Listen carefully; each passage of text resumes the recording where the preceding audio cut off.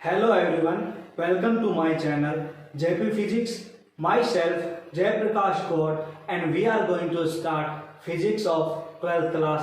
चलिए स्टार्ट करते हैं। अपनी जो राजस्थान बोर्ड की जो 12th की बुक है उसमें टोटल 17 चैप्टर है। 17 चैप्टर में से जो मेजर पार्ट है वो एक शाखा के अंतर्गत आता है जिसे अपन विद्युत चुंबकत्व अर्थात इलेक्ट्रोमैग्नेटिज्म बोलते हैं। ठीक है, जैसा कि आपने 11th क्लास में जो स्टार्टिंग का जो पार्ट था मैकेनिक्स अर्थात यांत्रिकी, उसका जो की पॉइंट था वो था द्रव्यमान। अर्थात कभी अपन द्रव्यमान को सरल रेखीय गति करवाते थे, कभी उसको प्रक्षेप्य गति करवाते थे, कभी उसको वृत्तीय गति करवाते थे।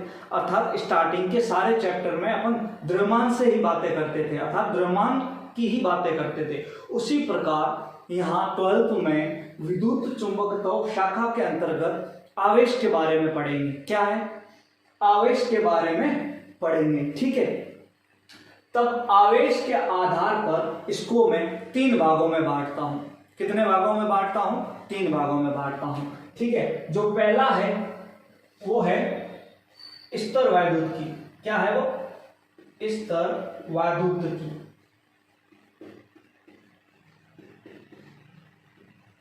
जिसको बोलते हैं इलेक्ट्रोस्टैटिक्स। दूसरा जो पार्ट है उसे बोलता हूं मैं चुंबकत्व। मैग्नेटिज्म।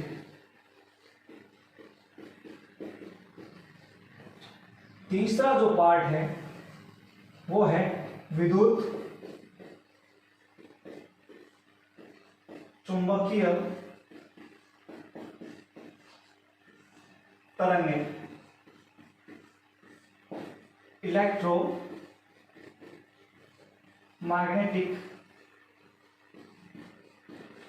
वेव्स। अब आपके दिमाग में एक क्वेश्चन आया होगा कि इसको 3 भागों में कैसे बांटा है। ठीक है, तो अपन ने आवेश के आधार पर इसको 3 भागों में बांटा है। देखिए, अगर आवेश रुका हुआ है, स्तर अवस्था में है, तो किस में पढ़ना है? स्तर वैद्युतिकी के अंतर्गत। और अगर आवेश नियत वेग से गतिशील है तो किस में पढ़ना है? चुंबकत्व के अंतर्गत। अगर आवेश त्वरित गति करता है, त्वरित गति करेगा तो किस में पढ़ना है? विद्युत चुंबकीय तरंगों में पढ़ना है। ठीक है, तो इसमें क्या है कि जब आवेश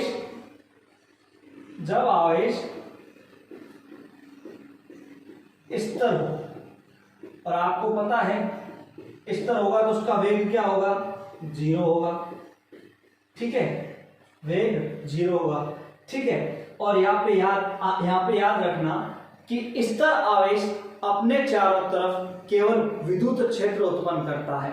जैसा कि आपने 11th क्लास में पढ़ा होगा कि कोई भी द्रव्यमान अर्थात कोई भी मास अपने चारों ओर एक क्षेत्र उत्पन्न करता है जिसे अपन गुरुत्वीय क्षेत्र बोलते हैं। उसी प्रकार एक स्तर आवेश अपने चारों तरफ एक क्षेत्र उत्पन्न करता है जिसे अपन बोलते हैं विद्युत क्षेत्र। तो स्तर आवेश अपने चारों तरफ स्तर आवेश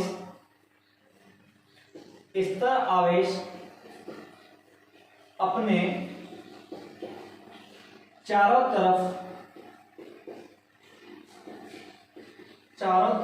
विद्युत क्षेत्र उत्पन्न करता है। विद्युत क्षेत्र उत्पन्न करता है और इसको रिप्रेजेंट करते हैं E से, इलेक्ट्रिक फील्ड। ये एक वेक्टर क्वांटिटी होती है, इसलिए इलेक्ट्रिक फील्ड पर ये एरो लगाया है। ठीक है, अगर बात करूं मैं चुंबकत्व की, तो इसमें क्या पढ़ा था कि जब आवेश नियत वेग से गतिशील है, जब आवेश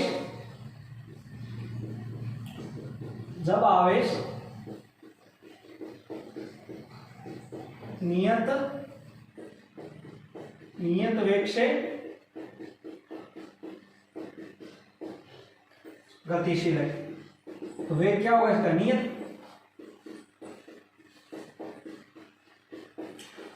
अब वेग नियत है तो ये क्या उत्पन्न करता है? जब आवेश नियत वेग से गतिशील है तो विद्युत क्षेत्र और चुंबकीय क्षेत्र दोनों उत्पन्न करता है। दोनों क्षेत्र कब उत्पन्न करेगा? जब आवेश नियत वेग से गतिशील है। तो क्या लिखेंगे इसमें कि जब आवेश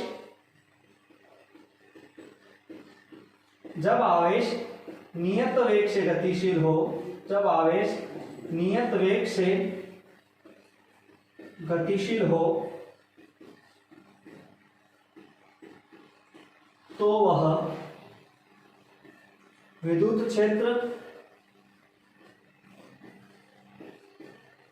और चुंबकीय क्षेत्र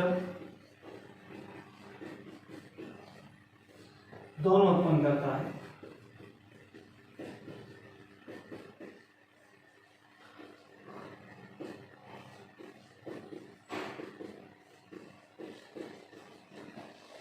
अर्थात E वेक्टर व B वेक्टर।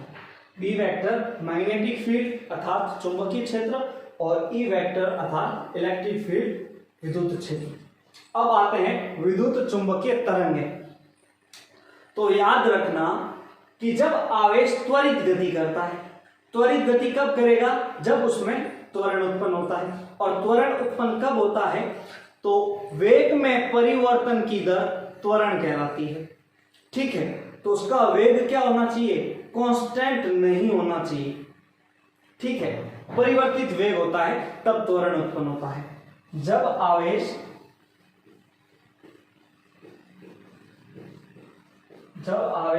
त्वरित गति करे, त्वरित गति करता है तो उसका वेग क्या होना चाहिए? कांस्टेंट नहीं होगा, वो कांस्टेंट वेग नहीं होगा।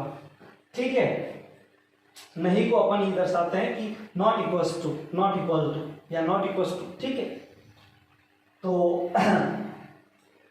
तो आवेश त्वरित गति करता है तो वह electric field plus magnetic field plus ऊर्जा का उत्सर्जन करता है, और वो ऊर्जा होती है विद्युत चुंबकीय तरंगे होती है। ठीक है, तो अपन ने क्या देखा कि ये अपन ने 12th क्लास का क्लासिफिकेशन देखा मेजर पार्ट का। ठीक है, और स्टार्टिंग के जो चैप्टर है, 4 चैप्टर स्टार्टिंग के हैं 12th क्लास के, वो इस स्तर वैद्युतिकी के अंतर्गत आते हैं। किसके अंतर्गत आते हैं? स्तर वैद्युतिकी के अंतर्गत आते हैं। कौन कौन से? जो पहला चैप्टर है विद्युत क्षेत्र, दूसरा जो है गाउस का नियम,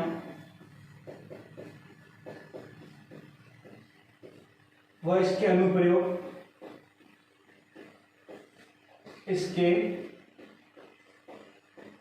अनुप्रयोग। तीसरा जो है विद्युत विभव, और चौथा है विद्युत धारिता। ठीक है, इलेक्ट्रो मीन्स होता है चार्ज, और स्टैटिक्स मतलब at rest. When charge is at rest, तब किस में पढ़ते हैं? इलेक्ट्रोस्टैटिक्स में, स्तर वैद्युतिकी। तो भौतिक विज्ञान की वह शाखा जिसके अंतर्गत स्तर आवेशों से संबंधित अध्ययन किया जाता है, स्तर वैद्युतिकी कहलाती है। ठीक है, तो आज स्टार्ट करते हैं विद्युत क्षेत्र। विद्युत क्षेत्र स्टार्ट करने से पहले आवेश के बारे में पढ़ेंगे। ठीक है, विद्युत क्षेत्र अर्थात इलेक्ट्रिक फील्ड। इसमें सर्वप्रथम आवेश के बारे में पढ़ते हैं कि आवेश होता क्या है। तो आवेश पदार्थ का एक गुण है। अगर किसी वस्तु पर आवेश आ जाता है, इसका मतलब वह वस्तु सामान्य वस्तु से भिन्न व्यवहार दर्शाती है। कैसे समझते हैं? एक छोटे से एग्जाम्पल से। अपन क्या करते हैं, कागज के छोटे छोटे टुकड़े लेते हैं और उसको टेबल पर रखते हैं। ठीक है, और एक सामान्य वस्तु कंघे को लाते हैं, और इस कंघे को मैं कागज के टुकड़ों के पास ले जाता हूं, तो कागज के टुकड़े इसकी तरफ आकर्षित नहीं होते हैं। लेकिन सेम इसी कंघे को जब मैं बालों के साथ रब करता हूं अर्थात रगड़ता हूं बालों के साथ, और फिर इस कंघे को मैं कागज के टुकड़ों के पास ले जाता हूं, तो कागज के टुकड़े इस कंघे की तरफ आकर्षित होते हैं। तो ऐसा क्यों होता है? ऐसा इसलिए होता है कि यह कंघा एक विशिष्ट गुण अर्जित कर लेता है या प्राप्त कर लेता है, जिसे आवेश कहते हैं, और इस कारण ये कंघा आवेशित अर्थात या वैद्युतमय हो जाता है। ठीक है, ये तो अपन ने एक एग्जाम्पल के थ्रू समझा, लेकिन सर्वप्रथम इसको किसने बताया, पढ़ते हैं। तो आवेश को सर्वप्रथम 600 ईसा पूर्व थेल्स नामक वैज्ञानिक ने बताया। किसने बताया? थेल्स नामक वैज्ञानिक ने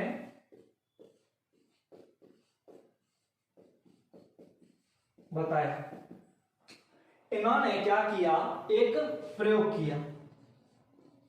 एक प्रयोग किया। प्रयोग में इन्होंने क्या किया? दो वस्तुएं ली। पहली ली ऊन की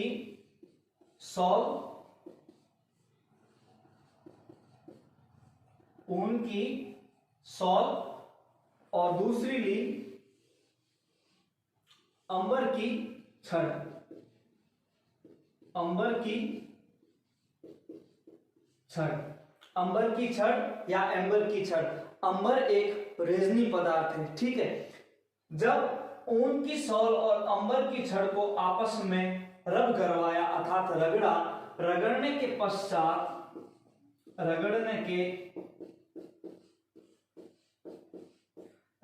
के पश्चात ये देखा कि ये एम्बर की छड़, ये अंबर की छड़ अपने पास हल्के व छोटे कणों को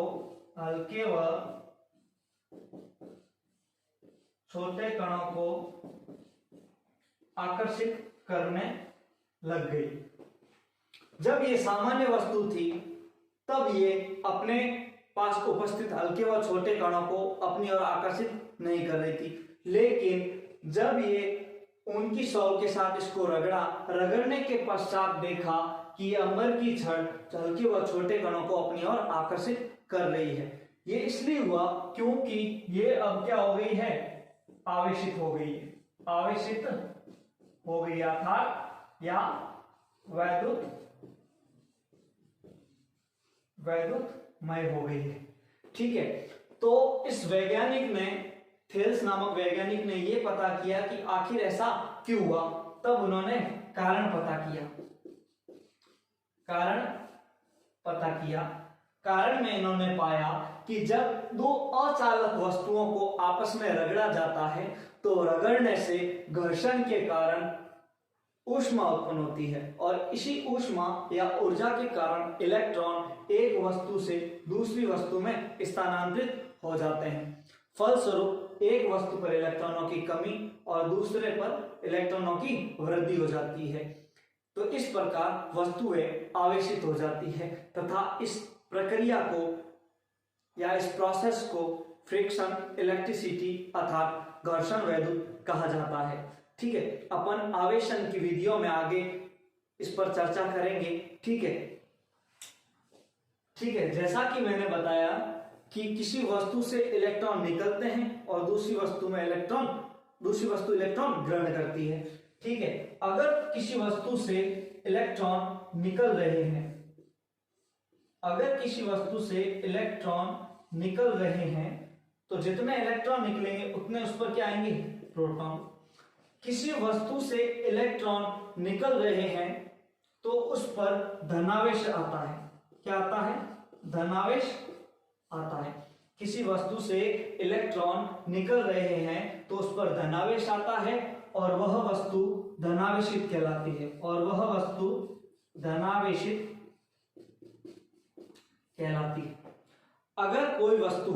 अगर कोई वस्तु इलेक्ट्रॉन ग्रहण कर रही है, अगर कोई वस्तु इलेक्ट्रॉन ग्रहण करती है इसका मतलब उस पर ऋणावेश आ रहा है, उस पर ऋणावेश आ रहा है और वो वस्तु ऋणावेशित होती है, ऋणावेशित होती है। ठीक है, किसी वस्तु से इलेक्ट्रॉन निकल रहे हैं तो वो वस्तु कैसी होगी, धनावेशित होगी, और किसी कोई वस्तु इलेक्ट्रॉन ग्रहण कर रही है तो वो क्या होगी, ऋणावेशित होगी। यहां पे एक पॉइंट आपको देखना होगा, किसी वस्तु को आवेशित करने के लिए केवल इलेक्ट्रॉन उत्तरदायी होते हैं, प्रोटॉन नहीं। इसका कारण यह है कि प्रोटॉन नाभिक के साथ प्रबल नाभिकीय बल से बंधे रहते हैं, इस कारण इनको निकालना आसान काम नहीं है। और अपन जानते हैं कि प्रत्येक पदार्थ छोटे छोटे कणों से मिलकर बना होता है, जिन्हें हम परमाणु कहते हैं, और परमाणु का समस्त भार उसके केंद्रीय भाग में समाहित होता है, जिसे अपन नाभिक बोलते हैं, जिसे अपन नाभिक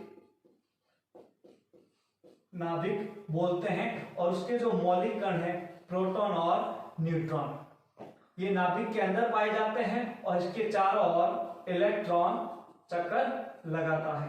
ठीक है, तो नाभिक और प्रोटॉन के मध्य प्रबल नाभिकीय बल होने के कारण इसको निकालना इतना आसान नहीं है। ठीक है, अब बात करते हैं कि इस प्रयोग के और एग्जांपल्स। ठीक है, अगर मैं बात करूं कांच की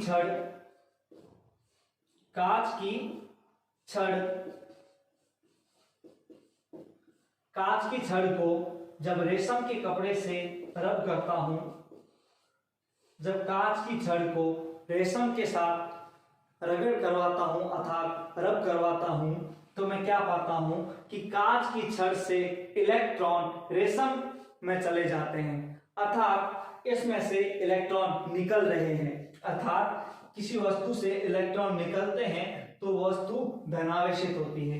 कैसी होती है, धनावेशित। और जिस वस्तु में इलेक्ट्रॉन आ रहे हैं अर्थात वह वस्तु इलेक्ट्रॉन ग्रहण कर रही है तो उस पर ऋणावेशित आता है।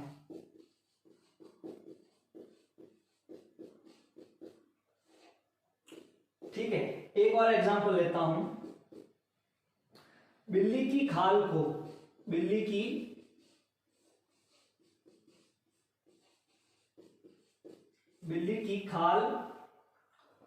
प्लस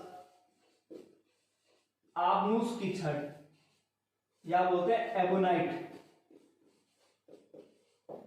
एबोनाइट रॉड, या बोलते हैं आबनूस की छड़। ठीक है, तो बिल्ली की खाल को जब आबनूस की छड़ के साथ रगड़ा तो हमने क्या पाया कि बिल्ली की खाल, जिसे अपन फर भी बोलते हैं,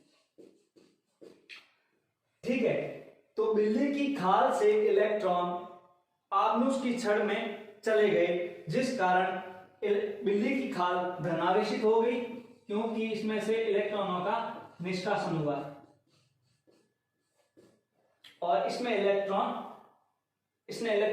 ग्रहण किया है, तो ये हो गई ऋणावेशित। ठीक है, तो इस प्रकार अपन ने आवेश के बारे में पढ़ा। ठीक है,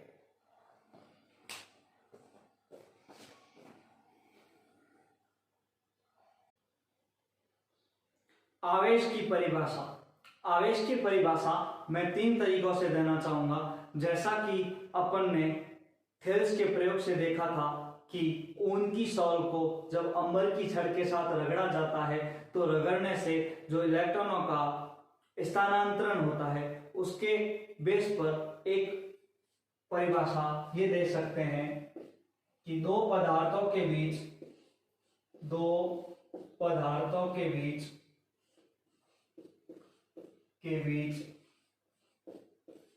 इलेक्ट्रॉन के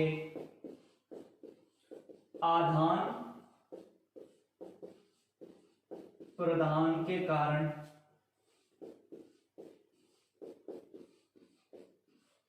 उत्पन्न गुण को आवेश कहते हैं।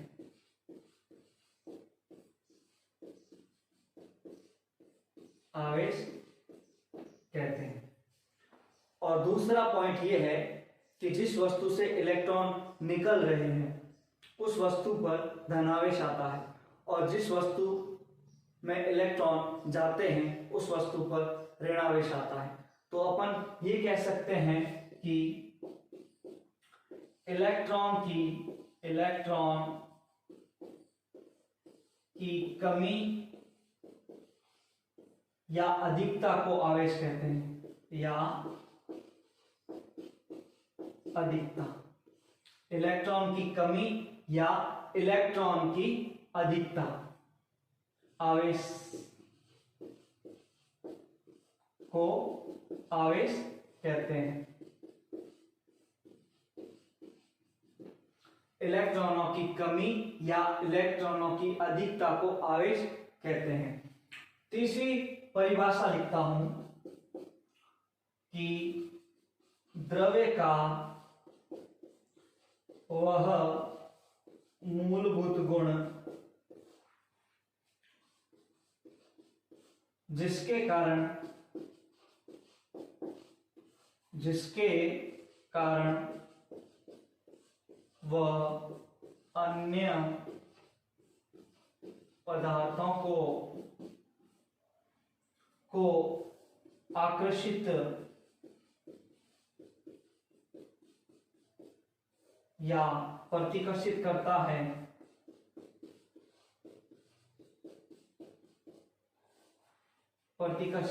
है,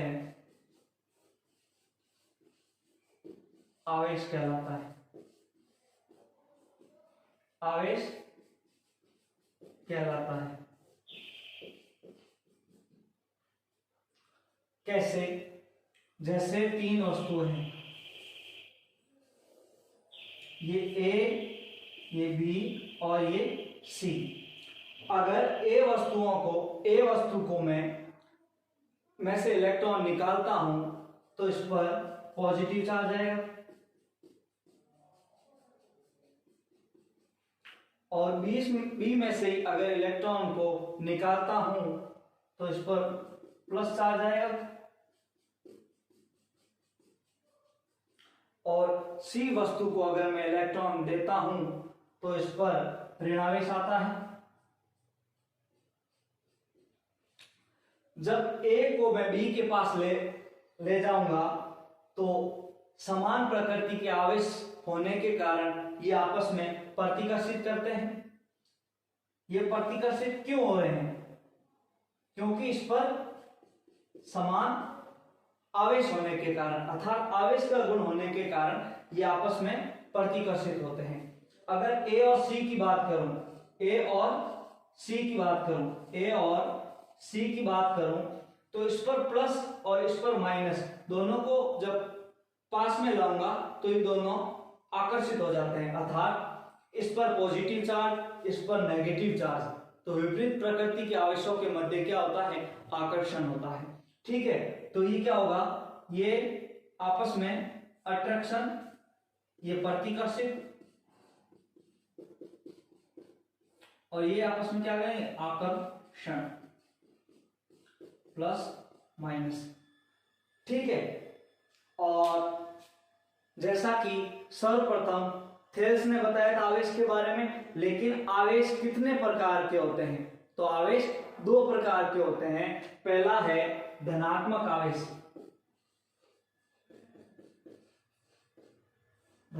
आवेश, और दूसरा है ऋणात्मक आवेश। इन दोनों को आवेश को तो थेल्स ने बताया था, लेकिन आवेश के जो प्रकारों को बताया था कि आवेश दो प्रकार के होते हैं, वो बताया था बेंजामिन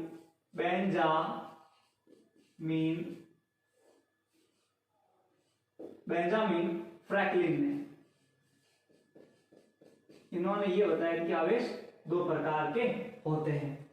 ठीक है, धनात्मक आवेश इलेक्ट्रॉनों की कमी और ऋणात्मक आवेश इलेक्ट्रॉनों की अधिकता को दर्शाता है।